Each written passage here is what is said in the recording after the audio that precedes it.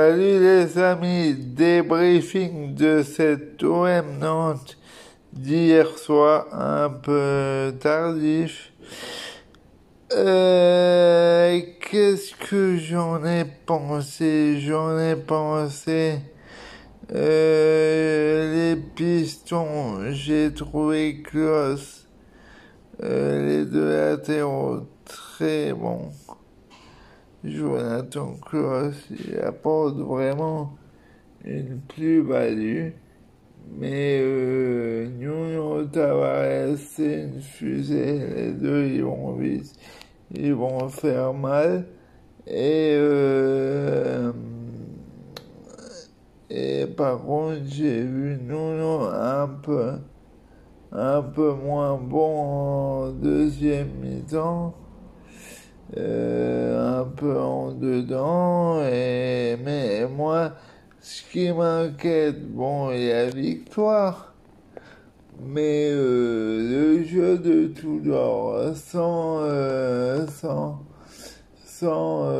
joueurs, sans ailiers offensifs, je me dis que les équipes adverses vont rapidement lire le jeu au fil des matchs. Il y a une équipe qui joue en contre-attaque, qui se sert beaucoup de leurs pistons, et c'est tout. Après, ce qui est dommage, l'absence liée offensif. Il n'y a pas de dédoublement, de changement d'aile. De soutien par aux ailiers offensifs et tout ça, mais bon, c'est vraiment dommage. Et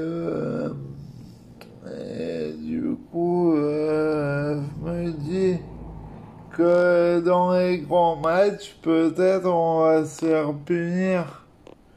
Alors, est-ce qu'il faudrait pas travailler un deuxième système tactique pour essayer d'apporter de la diversité dans l'équipe et pour pouvoir faire face lors de rencontres plus compliquées. Après, j'ai bien aimé Mbemba, il a marqué un beau but. Il a vu qu'il était solide. Après, j'ai bien aimé, mais aussi la prestation d'Alexis Sanchez. Bon, il a pas marqué, mais on voit que c'est un joueur de classe mondiale, même s'il est sur le retour en fin de carrière. Mais bon, je pense qu'à côté de lui, il faudrait un attaquant et des ailiers, parce que dans ce système, il va vite déchanter. Et il faudra pas lui mettre tout sur les épaules. Après la rentrée de Paul Lopez a été bonne, il a été décisif à 1 et à 2-1, il a fait des beaux arrêts, même s'il n'y a pas eu de clean sheet, ce qui est dommage. Et par contre, Guendouzi en 10, ça le fait pas. Combien de temps Dimitri va être puni? Je me pose la question. Parce que là, ok, il a des problèmes de poids et tout ça. On sait, c'est récurrent. Il fait une bonne saison, une mauvaise, une bonne saison, une mauvaise. Mais bon, envoyez-le en stage à Merano, à Merano pendant une semaine ou deux en mois de septembre pendant la trêve, il va être au tapis. Après, on sait qu'il a ce problème de poids, c'est pas nouveau.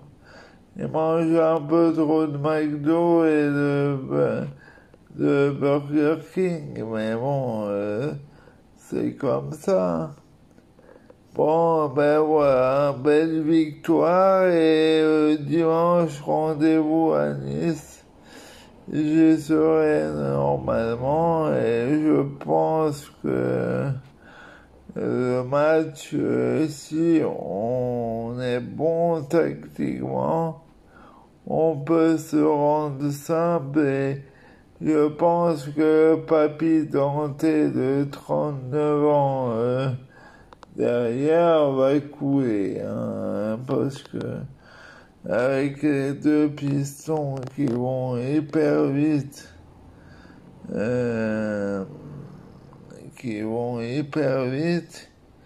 ils vont avoir des soucis. Mais bon, attention, on sait bien qu'à chaque fois ils font des grands matchs contre l'OM. Surtout s'ils perdent jeudi en Coupe d'Europe contre Haïfa.